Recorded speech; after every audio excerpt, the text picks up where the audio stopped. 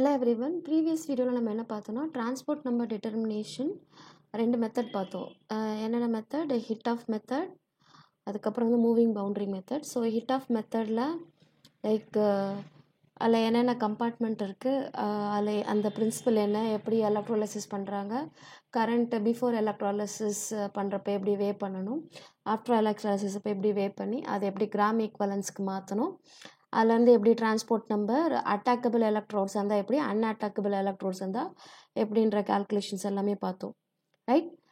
So அடுத்து வந்து moving boundary மெத்தடில் லைக் டைரக்ட் இந்த பவுண்ட்ரிஸ் மூவ் ஆகிறத வச்சு அந்த லென்த் அந்த ஏரியா வச்சு எவ்வளோ கரண்ட் பாஸ் பண்ணிகிட்ருக்காங்க அதை வச்சு நம்ம just calculated the transport number. அது டைரெக்டாக TH + LAC/1000 Q. இதில் சின்றது கிராம் ஈக்குவலண்ட் ஆஃப் HCl, Qன்றது குவான்டிட்டி ஆஃப் எலக்ட்ரிசிட்டி, Lன்றது லென்த் ஆஃப் த பவுண்ட்ரி, ஏன்றது அந்த area of the tube, boundary tube.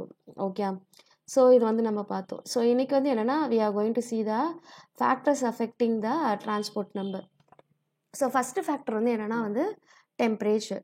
So டெம்பரேச்சரை வந்து பார்த்திங்கனாக்கா அஃபெக்ட் பண்ணுது. ஸோ லைக் லோயர் டெம்பரேச்சராக இருக்கிறப்போ what ever the value, suppose அந்த வேல்யூ வந்து 0.5க்கு கீழே இருந்துச்சுன்னா, லெஸ் தேனாக இருந்துச்சுன்னா என்ன பண்ணும், டெம்பரேச்சர் இன்க்ரீஸ் பண்ணுறப்ப அந்த வேல்யூ வந்து it will go to the closest to the 0.5. Suppose ஒரு ஏதாச்சும் ஒரு அயானோட டிரான்ஸ்போர்ட் நம்பர் வந்து 0.5 விட அதிகமாக இருந்துச்சுன்னா when you increase the temperature என்ன பண்ணும், அந்த வேல்யூவை குறைச்சி 0.5க்கு கொண்டு வரும். அதுதான் வந்து இங்கே temperature effect. So I just explain once again. Suppose ஒரு கேட்டையான் இருக்குது, ஹையராக இருக்குது, 0.6ன்னு இருக்குது. இப்போது ஒரு கேட்டையானுக்கு 0.6ன்னு இருக்கப்போ என்ன பண்ணும், so when you by increasing the temperature transport number decrease ஆகி 0.5க்கு வரும். சப்போஸ் ஆல்ரெடி 0.3ல் இருக்குது, அப்போது டெம்பரேச்சர் இன்க்ரீஸ் பண்ணுறப்ப என்ன ஆகும், டிரான்ஸ்போர்ட் நம்பர் இன்க்ரீஸ் ஆகும். ஓகே, அப்போது 5க்கு ரீச் ஆகும். அப்போது டெம்பரேச்சர் வந்து when you increase it will go to the 0.5. Okay, இப்போ 0.5ன்றது தான் வந்து அதனோட ஆப்டிமம் வேல்யூ. ஹையராக இருந்தாலும் அது அப்படி தான் போகும், லோயராக இருந்தாலும் it will go to the 0.5. Okay, so next வந்து concentration of the ions. So concentration வந்து ஹையராக இருந்துச்சுன்னா டிரான்ஸ்போர்ட் நம்பர் வந்து லோயராக இருக்குது. இதே நீங்கள் டைல்யூஷன் பண்ணுறப்போ கான்சன்ட்ரேஷன் வெரி வெரி லோவாக இருக்கிறப்போ டிரான்ஸ்போர்ட் நம்பர் வந்து ஹையராக இருக்குது. ஃபார் எக்ஸாம்பிள் இங்கே நீங்கள் பார்க்கலாம் 0.01 நார்மாலிட்டி ஆஃப் கேட்மியம் அயான் இருக்குது. அப்போது கேட்மியம் அயானோட ஏதோ ஒரு சேம் சால்ட்டோட CD2+ இல்லை CdSO4ன்னு எடுத்துக்கோங்க.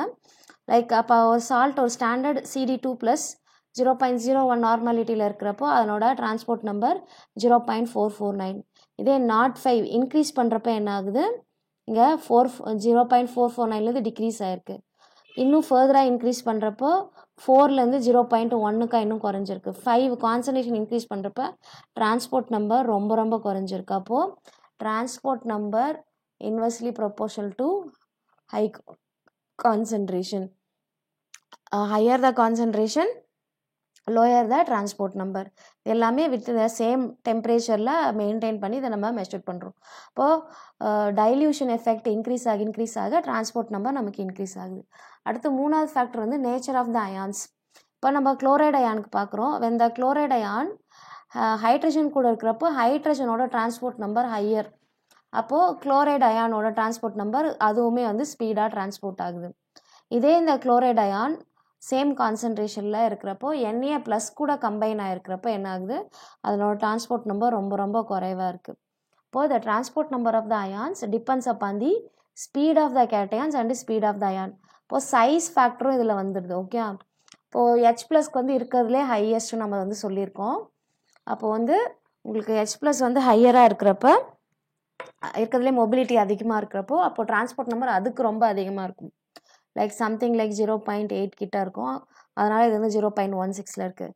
இதே சோடியம் அண்ட் குளோரினில் இருக்கிறப்போ வந்து சோடியத்துக்கு ரொம்ப எக்ஸஸாக இருக்குது, குளோரினுக்கு வந்து அதே இது கான்சன்ட்ரேஷன் பட் டிஃப்ரெண்ட் கேட்டையான்ஸ் கூட இருக்கிறப்போ அதனோட நேச்சர் ஆஃப் த அயான்ஸை பொறுத்தும் டிரான்ஸ்போர்ட் நம்பர் வந்து மாறுது. அடுத்து நம்ம வெறும் பேர் அயான் கன்சிடர் பண்ணுறோம். லைக் வெறும் H ப்ளஸ் இருக்கிறப்போ நம்ம வந்து அதனோட டிரான்ஸ்போர்ட் நம்பர் அதிகமாக இருக்குன்னு பார்த்தோம். Suppose when it is surrounded by the solvation, smaller the ion greater the solvation இல்லையா? இப்போது ஹைட்ரேஷன் வந்து அதிகமாக இருக்கும். ஏன்னா Fajans rule greater will be the polarisation. அப்போது சார்ஜ் ஸ்மாலர் அயான் சார்ஜ் அதிகமாக இருக்கிறப்போ மோர் போலரைசேஷனுக்கு வாட்டர் மாலிகல்ஸ் எக்ஸஸாக சரௌண்ட் ஆகிருக்கும். இப்போ டிரான்ஸ்போர்ட் நம்பர் வந்து டிக்ரீஸ் ஆகுது ஹைட்ரேஷனால். இப்போது லித்தியம், சோடியம், பொட்டாசியம் இருக்குது. நார்மல் சைஸ் பார்க்குறப்போ பொட்டாசியம் தான் பெருசு. ஆனால் வாட்டரில் போடுறப்போ லித்தியத்தை சுற்றி தான் மோர் வாட்டர் மாலிகல்ஸ் வந்து வரும். Okay, hydration. இப்போ நம்ம வெறும் அட்டாமிக் ரேடியை அயானிக் ரேடியை மட்டும் எடுப்போம். அயானிக் ரேடியை பார்த்திங்கனாக்கா கே ப்ளஸ்க்கு அதிகம், அதுக்கடுத்து NA ப்ளஸ்ஸு, அதுக்கடுத்து LI ப்ளஸ்ஸு. பட் ஹைட்ரேஷன் ரேடியை பார்த்திங்கனாக்கா சால்வேஷன் ஸ்பியரோட பார்க்குறப்ப லித்தியம் ப்ளஸ் பெருசாக இருக்கும். ஏன்னா ஸ்மாலர் அயான், அது பக்கத்தில் வாட்டர் ஸ்பியர் வந்து பெருசாக சரௌண்ட் ஆகிருக்கும். அதுக்கடுத்து சோடியம் வரும், அதுக்கடுத்து தான் பொட்டாசியம் வரும். இப்போது ஹைட்ரேஷன் இன்க்ரீஸ் பண்ணுறப்ப என்ன ஆகும், அந்த சின்ன அயான் அவ்வளோ பெரிய ஹைட்ரேஷன் ஸ்பியர், இப்போ இதுக்கு ஸ்பியர் இப்படி இருக்கும், இதனோட ஸ்பியர் ரொம்ப சின்னதாக இருக்கும். ஹைட்ரேஷன் ஸ்பியரையும் கேரி பண்ணிவிட்டு அந்த அயான் வந்து மூவ் ஆகணும். அப்போது it is a retarding forces, அதை பேக்வேர்டாக வந்து ஃபுல் பண்ணும். இப்போ நம்ம நார்மலாக ஒரு ஷூ போட்டு போகிறது, அந்த ஷூவில் ஒரு 2 பக்கம் ஒரு 5 kg கல்லை வச்சுட்டு நம்ம நடந்து போகிறதுக்கும் ட்ராக் பண்ணும் இல்லையா, அந்த மாதிரி. அப்போது ஹைட்ரேஷன் வந்து இன்க்ரீஸ் ஆகுறப்போ இப்போ இங்கே பார்த்தீங்கன்னா transport number LiCl, NaCl, KCl ரெண்டுமே சேம் கான்சன்ட்ரேஷன், ஆனியானுமே வந்து சேமாக இருக்கிறப்போ டிரான்ஸ்போர்ட் நம்பர் ஆஃப் லித்தியத்துக்கு வந்து பார்த்திங்கன்னா 0.328. ஏன்னா ஹைட்ரேஷன் எஃபெக்ட் வந்து அதுக்கு அதிகம். அதுக்கடுத்து சோடியத்துக்கு பார்த்திங்கன்னா 396. ஓகே, அப்புறம் பொட்டாசியத்துக்கு பார்த்திங்கன்னா 0.496. இது ஏன் இதை கலர் பண்ணியிருக்குன்னா, மேக்ஸிமம் சால்ட் பிரிட்ஜில் நம்ம என்ன யூஸ் பண்ணுவாங்க, சால்ட் பிரிட்ஜில் வந்து வி யூஸ் KCl. ஓகே, எதுக்குன்னா transport number of the cation equal to transport number of the anion 0.5. Approximately ரெண்டு ஈக்குவலாக இருக்குது. 49ன்றது 5ன்னு எழுதலாம். அப்போது இதுவும் 0.5னா அப்போ ஆனியானும் 0.5. அப்போ என்ன ஆகும், உங்களுக்கு லிக்விட் ஜங்ஷன் பொட்டன்ஷியல் வந்து 0ன்னு வரும்.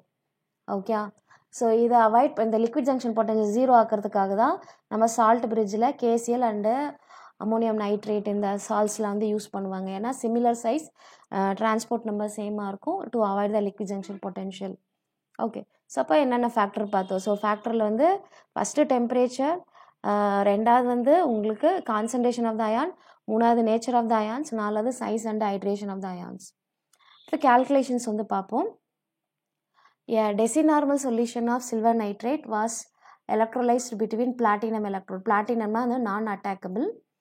அப்போது after passing a small current for 2 hours, fall of concentration is 0.005124 gram equivalents in the anodic solution. The mass of the copper deposited at the Coulomb meter is 0.03879. Calculate the transport numbers. So the first fall of the concentration around anode வந்து இங்கே வந்து டைரெக்டாகவே GeQல கொடுத்துட்டாங்க. That is 0.005124 GeQ. Copper deposited வந்து இங்கே கிராம்ஸில் தான் கொடுத்துருக்காங்க. 0.03879 grams. இதை கிராம் ஈக்குவலண்ட்டாக மாற்றுறதுக்கு என்ன பண்ணோம், காப்பரோட ஈக்குவலண்ட் வெயிட்டால் நம்ம டிவைட் பண்ணணும். Gram divide by 31.8. அப்படி பண்ணுறப்ப ஸோ அப்படி பண்ணுறப்ப நமக்கு என்ன ஆன்சர் வரும்னா, you will get the value of 0.0012190 gram equivalence. Okay, அப்போ டிரான்ஸ்போர்ட் நம்பர்னா என்ன, transport number of the cation, fall of the concentration around the anode divided by gram equivalents of copper deposited. Fall of concentration at anode in gram equivalents divided by gram equivalent of copper deposited. So this value divided by this value 0.005124 divided by 0.0012190. இது இந்த value நம்ம எழுதுகிறப்போ நமக்கு என்ன வரும்னா 0.4203. Okay. இப்போ transport number of the silver வந்து இது A G plus.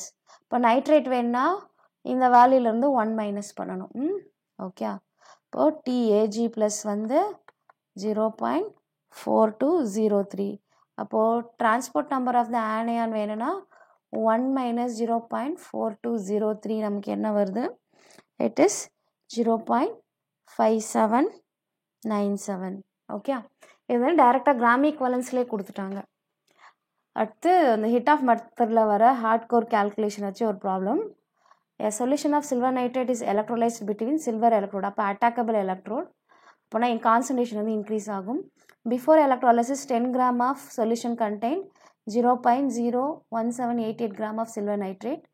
After electrolysis 20.09 gram of anodic solution contained 0.06227 gram of silver nitrate. At the same time, 0.0949 of copper deposited in the copper coulomb meter. So first before electrolysis after electrolysis பார்க்கணும். அதுக்கப்புறம் copper வந்து coulomb மீட்டரில் எவ்வளோ deposit ஆகிக்கணும்னு அதை நம்ம gram ஈக்குவலன்ஸில் calculate பண்ணணும். தென் increase in கான்சன்ட்ரேஷன்னா அது எவ்வளோ கிராம் ஈக்குவலன்ஸில் கேல்குலேட் பண்ணிவிட்டு அதுக்கப்புறம் ஏன்னா இங்கே சில்வர் அயன் வந்து ட்ரான்ஸ்ஃபர் ஆகிருக்கும். அப்போ என்ன பண்ணணும்? அந்த காப்பர் ஈக்குவலண்ட் வெயிட் மைனஸ் இதை மைனஸ் பண்ணாக்கா நமக்கு ஒரு வேல்யூ கிடைக்கும். And just we have to use the second silver electrode வந்து அட்டாக் ஆகும். கேஸ் 2 நம்ம யூஸ் பண்ணுறோம்.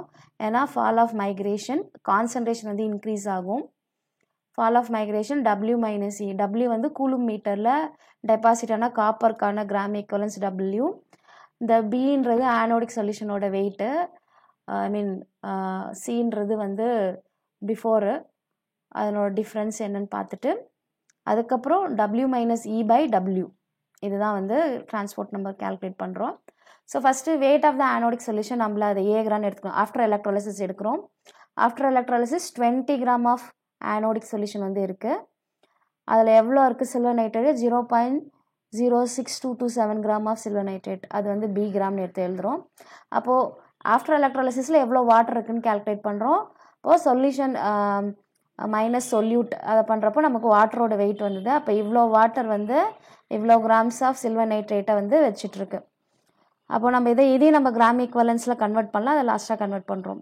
இப்போது ஆஃப்டர் எலக்ட்ராலிசிஸில் எவ்வளோ grams of water associated with இவ்வளோ grams of 0.06 gram of silver nitrate வந்து ஆஃப்டர் எலக்ட்ராலிசிஸில் நமக்கு இருக்குது. தென் பிஃபோர் எலக்ட்ராலிசிஸ் போய் பண்ணுறோம். இந்த வேல்யூ வந்து நம்ம கம்பேர் பண்ணணும். இன்க்ரீஸ் ஆகிருக்கா டிக்ரீஸ் ஆகிருக்கான்னு. பிஃபோர் எலக்ட்ராலிசிஸில் ஆனோடிக் சொல்யூஷன் வந்து எவ்வளோ வெயிட்டு அவங்க 10 கிராம் சொல்லிட்டாங்க. இப்போது ஆனோடிக் சொல்யூஷனோட வெயிட் வந்து 10 கிராம். அதில் எவ்வளோ சில்வர் நைட்ரேட் இருந்துச்சு? 0.1788 கிராம் வந்து இருக்குது. இப்போ அகைன் அந்த சொல்யூஷனுக்கு வாட்டர் கேல்குலேட் பண்ணுறோம். இப்போ C minus D gram of water. அப்போ 9.98 கிராம் ஆஃப் வாட்டர். இந்த 9.98 கிராம் ஆஃப் வாட்டர் எவ்வளோ சில்வர் நைட்ரேட் வச்சுருந்தது? இவ்வளோ. இப்போது ஆஃப்டர் எலக்ட்ராலிசிஸில் எவ்வளோ இருந்தது? 0.06. அப்போது பிஃபோரில் ரொம்ப கம்மியாக இருந்துக்கு ஆஃப்டரில் இன்க்ரீஸ் ஆகிருக்கு. அப்போது ஏஜி ப்ளஸோட கான்சன்ட்ரேஷன் இன்க்ரீஸ் ஆகிருக்கு. அப்போ இன்க்ரீஸ் கண்டுபிடிக்கிறதுக்கு இந்த வேல்யூவிலேருந்து இந்த வேல்யூ மைனஸ் பண்ணுறோம். இதை வந்து நம்ம எக்ஸ்ன்னு எடுக்கிறேன் அப்ராக்சிமேட்லி, இதை ஒய்ன்னு எடுக்கிறேன். கிராம் ஈக்குவலன்ஸில் கன்வெர்ட் பண்ணுறதுக்காக சில்வர் நைட்ரோட ஈக்குவலன்ட் வெயிட்டு 170. ஓகே. அப்படி பண்ணுறப்ப இந்த 0.627 கிராம் மைனஸ் 0.178 பண்ணுறப்போ டிவைடட் பை 170 பண்ணுறப்போ what I get the increase in concentration இவ்வளோ. Then mass of copper deposited கிராம்ஸில் எவ்வளோ கொடுத்துருக்காங்க? இவ்வளோண்டு. காப்பரோட ஈக்குவலன்ட் வெயிட் வந்து 31.8. அதால் டிவைட் பண்ணுறப்போ what I get mass of copper deposited this much. இப்போ இதை வந்து என்னது? இதை நம்ம ஈன்னு சொல்கிறோம், இதை டபிள்யூன்னு சொல்கிறோம். ஓகே. இப்போ ட்ரான்ஸ்ஃபர் ஆஃப் த அயான்ஸ் வந்து கண்டுபிடிக்கணும். அப்போது W மைனஸ் இ கண்டுபிடிக்கிறோம். Okay. W minus E by E அதுதான் வந்து ஓகே. அப்போது W மைனஸ் இ வந்து W வந்து மாஸ் ஆஃப் காப்பர் டெபாசிட்டட், இ வந்து இன்க்ரீஸ் இன் கான்சன்ட்ரேஷன். இந்த வேல்யூ பண்ணுறப்ப நமக்கு என்ன வரும்? இட் இஸ் 0.00291 மைனஸ் 0.00155 11 2 போச்சுன்னா 9, 7 5 போச்சுன்னா 2, 9 5 போச்சுன்னா 4, 0.000. இதுதான் வந்து fall of concentration around the anode. Okay,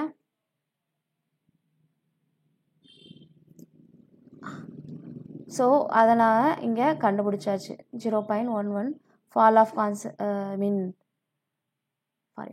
concentration. Okay, fall of concentration.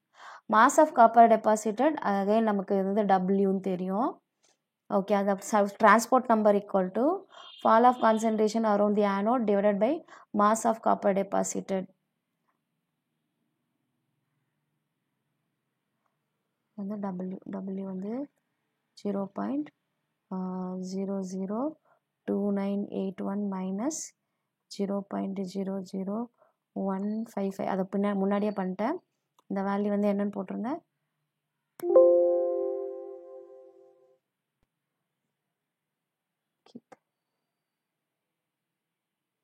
Sorry, ஆட்டோமேட்டிக்காக என்னோட விண்டோஸ் வந்து போயிடுது.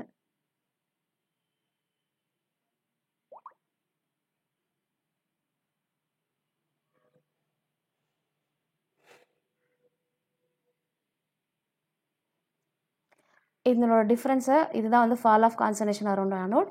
இந்த வேல்யூ வந்து நமக்கு எவ்வளோ வந்துச்சு 0.0014229.